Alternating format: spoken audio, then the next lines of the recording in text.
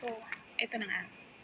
'Di ba nung nakaraan nag-away kami ni Tanda, 3 days kaming hindi nag-usap. So, kanina muntik na naman kami mag-away.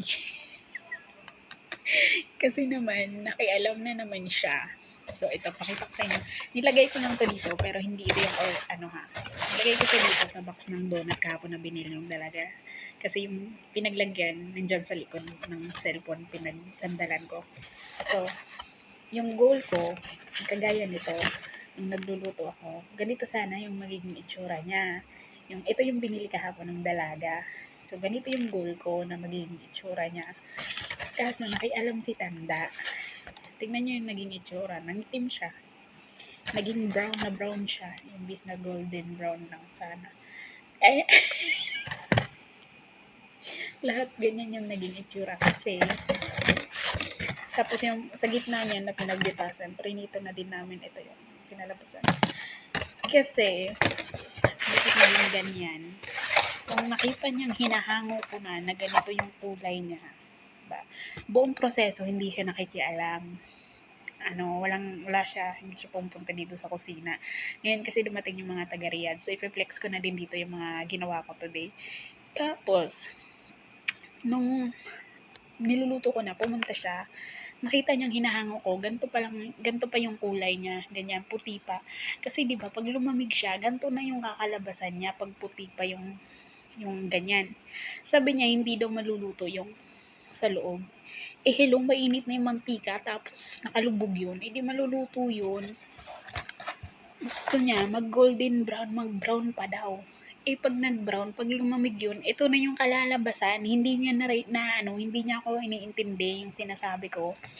Yun yung mahirap sa kanila minsan, no? Tsaka yun yung mahirap pag matanda yung kausap mo. Kasi feeling nila, porket sila yung nakakatanda, sila yung may experience, eh, sila na lang lagi yung tama.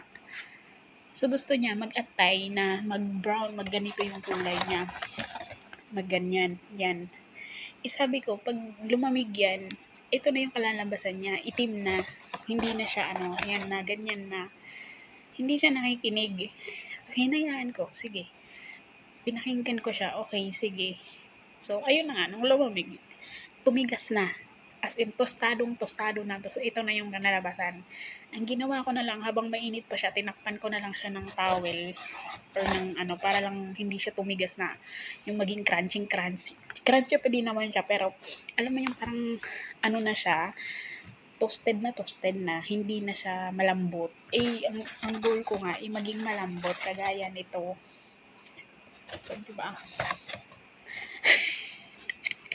Sino yung hindi mabubwisit? Tapos, ako kasi, pag nakikipagtalo ako sa kanya, ayoko siyang patulan. Hindi kagaya doon sa dati kong employer na nakikipagbangayan talaga ako. Dito sa kanya, hindi kasi matanda na nga, tapos may sakit sa puso. So, naoperahan na kasi yan siya sa puso. So, alam mo yung pag iniisip ko, nagtatalo ka, manahimik na lang ako.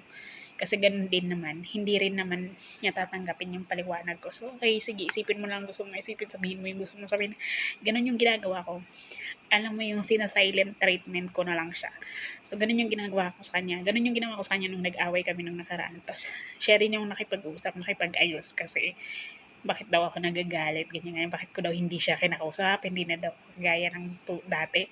Kasi nga, yun yung nabubisitan ko at ako kasi pag nagsalita, may katalasan yung dila ko, yung mga sinasabi ko, kaya imbis na makasakit or makadisappoint, manahimik na lang hanggat kayang magpigil. So, ganun ako. So, dito ganun ginagawa ko kasi siya din, pag may argument kami, hindi yung sa kanya lang. Lahat ng anak niya nakakaalam kasi sinasabi niya, kinukwento niya. Proven ko na yon. So, imbis na, pero alam naman, yung mga anak niya, naiintindihan din naman nila yung sitwasyon ko kasi kahit sila, ganun sila sa nanay nila. Or parang sila na din yung nag-ano sa akin na pagpasensyahan na lang, intindihin na lang, ganun. So, alam mo yun, pero minsan, yun nga, natatiming na wala din ako sa mood or may problema din ako or malungkot ako or anything. So, sumasabog ako. Napapatulan ko siya.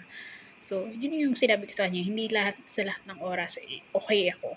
So, ayun na nga kanina, nung nakita niya, bakit daw sunog.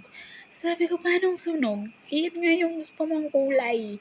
Hindi ka nakikinig. Eh, nandyan yung bunso nung nag-explain ako, tumatawa na lang. Tapos, dinedepense niya na lang na, dapat nga puti pa, basta lumobo na siya, hanguin na. Basta nag-expand na yung size niya, hanguin na. Sabi ng nanay niya, hindi pa daw luto yun sa loob. Sabi ko, pag nag-expand yan, luto na yung loob niyan. Gusto niya sa kanya. So, yan yung resulta, sabi ko. Tapos, inisip pa niya, sinasadya ako, like sinunog ko daw kasi, baka daw mataas yung yung apoy. Sabi ko, di ba nandyan ka nung niluluto ko yan? Nandyan ka hanggang sa hinahango ko, sabi ko. Kita niya nandyan siya, buong proseso ng pagluluto. Kaso lang, nung lumamig na kasi tinakpan, yun na yung naging ending. Tapos parang naging kasalanan ko pa ngayon. O, di ba? Kaya anong gawin mo? Sinunod mo na siya. Ang ending, kasalanan mo pa rin. Yun. Paano? So, nandiyan yung bunso niya kanina. Tumatawa na lang. Tapos, alam niya na sigurong na pipigting na ako. Sabi na lang niya, ano na lang daw. Tawag dito. Hayaan na lang. Okay naman na daw yun. Sabi nga, sa susunod daw, puti daw dapat yung pagkakaluto.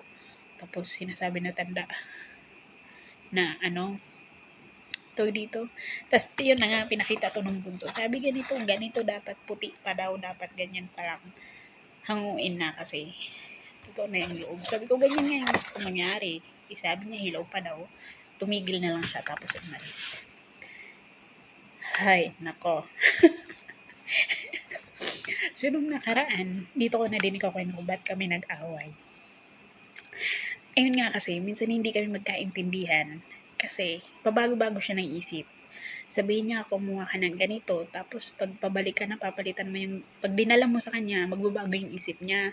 Bakit daw hindi yung ganito yung dinala ko? So, babalik ka ngayon, kukuha ka ng ibang gamit, sasabihin niya, akin na yan, okay na yan. Kung kailan paalis ka na. Like, gusto niya yung pabalik-balik ka. Tapos, paulit-ulit siya ng paulit-ulit sa mga bagay-bagay na alam naman niya na alam ko na yung ginagawa ko. Kasi may isip na ako, nasa edad na ako, paulit-ulit ko lang ginagawa yun. Alam ko na yung mga bagay-bagay ba. Pero paulit-ulit siya na para bang ginagawa niya akong bata. Yun yung niya, ginagawa niya akong bata dito sa mga ibang bagay or na pag makapagsalita siya, para bang apo niya ako. Ganon siya. So, minsan nabubuisit ako kasi ayoko talaga ng paulit-ulit. Ayoko ng paulit-ulit. So, yun. Napika ako. Tapos, that time, yun nga kasi yung time na at one day pa lang ata mula nung yung tiyuhin ko or yung kapatid ng nanay ko is namatay nga. So, medyo, alam mo yun, kakaisip ko na as OFW, unti-unting nawawala yung mga kamag-anakan ko na malapit sa buhay ko or na alam mo yun, wala ka dun. So, iniisip ko, what if mangyari yun sa akin, sa parents ko, tapos nandito ako. Alam mo yung gano'n. So, nabalot ako ng kalungkutan. So, medyo wala akong tulog ng time na yun kasi magdamag ako umiyak. So, ganun kababa yung luha ko. Okay. So, tawag dito? So, medyo puyat ako, medyo bad mood, tapos, ganun yung, salitahan niya, na gano'n niya, ginagawa niya akong bata. Na bad trip ako, binalibagan ko siya ng bagay. Tapos, doon na kami nag-umpisang hindi mag-usap. Hindi ko na siya inimik 2 araw. Tapos, pag nagsasalita siya, sumasagot ako, pero sinasadya ko na ako lang yung nakakarinig. Tapos, sa pangalawang ulit niya, sumisigaw na siya. Tapos, hindi na siguro siya nakatiis. Sa kanya ako kinausap na, ba't na daw ako ganon? Hindi na katulad dati. Ano daw nangyayari sa akin? Hindi naman daw niya ako pinapagalitan or ganito, ganyan. So, yun, in-explain ko sa kanya kung bakit naging ganun yung reaction ko. So, nung 3 days na, hindi na siya nakatiis. Nagpatanghali siya ng gising. Tapos sabi niya, ba't di ko daw siya pinuntahan sa kwarto? Sabi ko, pinuntahan kita, kinatok kita, pero nakalak yung pinto mo. Sabi ko, trinay ko pang buksan. So, ayun. Siya din yung yumakap. Sabi niya, ayokong nagagalit ka para nakitang anak, ganyan-ganyan. Tapos sabi ko, minsan kasi nakakapuno na. Hindi ako laging okay. So, yun lang. Na-share ko lang sa inyo. Thank you for watching. Bye!